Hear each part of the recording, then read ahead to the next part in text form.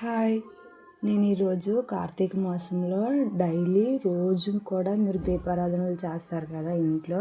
అది తొందరగా ఏ విధంగా చేసుకోవాలి ప్రాసెస్ మొత్తం నేను చెప్తానన్నమాట. ముందుగా అయితే దేవుడి మూలలో ఉన్న నిర్మాల్యం అంతా తీసుకొని శుద్ధి చేసుకొని శుభ్రంగా బొట్లు అవి పెట్టుకోవాలి.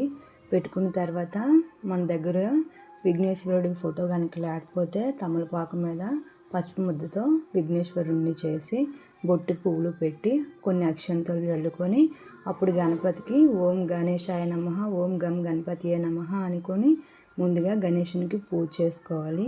పూజ చేసుకున్న తర్వాత మనం కార్తీక మాసంలో శివపార్వతులకు చేస్తాం కాబట్టి శివపార్వతుల దగ్గర పువ్వులు పెట్టి అక్షంతలు వేసి దీపారాధనలు అవి చేసుకొని ధూపం సమర్పించి ప్రసాద నైవేద్యాలు సమర్పించి శివాష్టోత్తరం చదవాలి.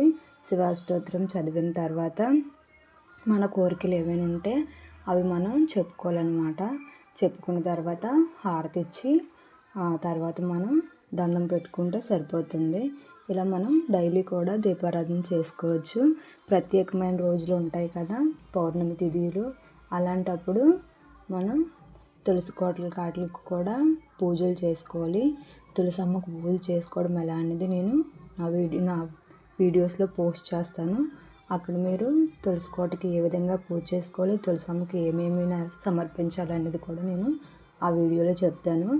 డైలీగా రోజు కార్తీక మాసం చేస్తారు కదా 2 పూట, ఈ విధంగా కార్తీక మాసంలో పూజ చేసుకోవాలి. ఇలాంటి మరిన్ని వీడియోల కోసం నా ఛానల్ లైక్ చేసి సబ్స్క్రైబ్ చేయండి ప్లీజ్.